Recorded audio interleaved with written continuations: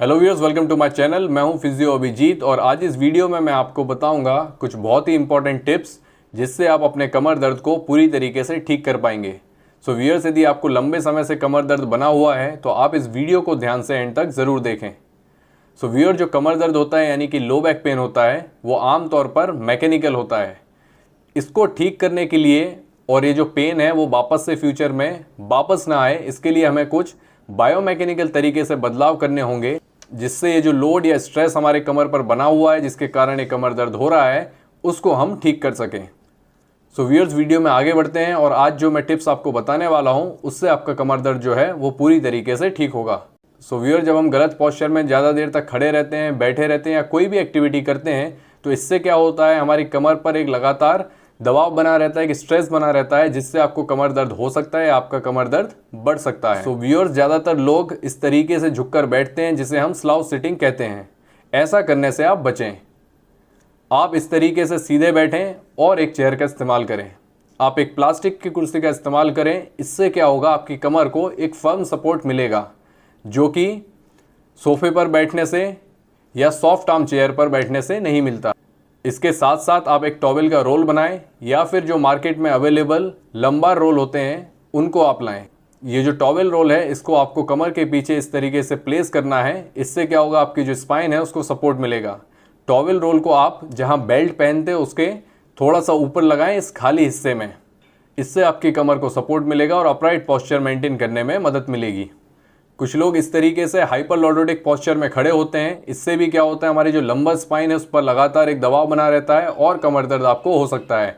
इसलिए जब आप खड़े रहें तब ध्यान रखना है आपको कि आप सही पोस्चर में सीधे तरीके से खड़े हों।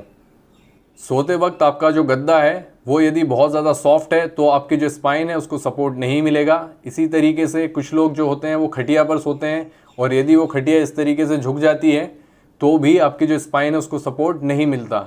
ऐसे में आप क्या कर सकते हैं, आप फ्लोर पर सोएं या फिर हल्के कड़क गद्दे का इस्तेमाल करें यानी कि फर्म मैट्रेस का इस्तेमाल करें। इससे क्या होगा, आपकी स्पाइन को सपोर्ट मिलेगा और कमर दर्द आपको नहीं होगा। सो व्यूअर्स, अब हम वीडियो में आगे बढ़ते हैं और बात करते हैं डेली एक्टिविटीज़ की, यानी रोज़ाना जो आप काम करते हैं उसमें आपको क्या बदलाव करना है। सो व्यूअर्स, आप ऐसी एक्टिविटीज़ करने से बचें जहां आपको आगे की ओर बार बार या लगातार लंबे समय तक झुकना पड़े। यदि आपको कोई ज़रूरी काम है जिसमें आपको झुकना पड़े तो आप अपनी स्पाइन को इस तरीके से सीधा रखें, न्यूट्रल रखें, ना कि इस तरीके से राउंड या आगे की तरफ झुका कर आप काम करें। इसके अलावा कुछ दिनों तक आप भारी वज़न उठाने से बचें।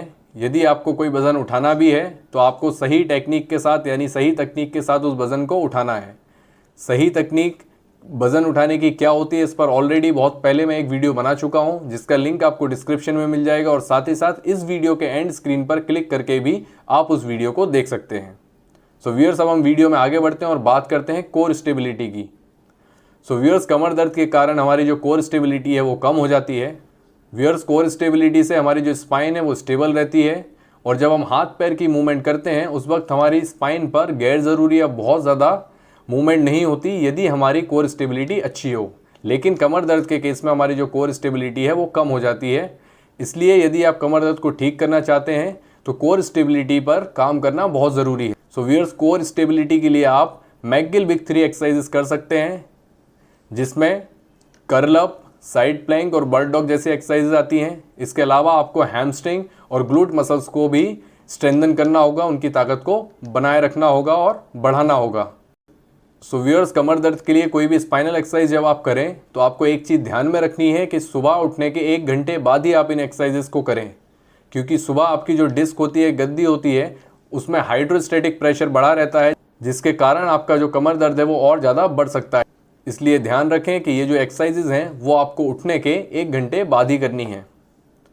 व्यूअर्स, कमर दर्द में कुछ स्पेसिफिक मसल्स होते हैं वो भी टाइट हो जाते हैं, तो इन मसल्स की फ्लेक्सिबिलिटी को मेंटेन करना बहुत ज़रूरी है।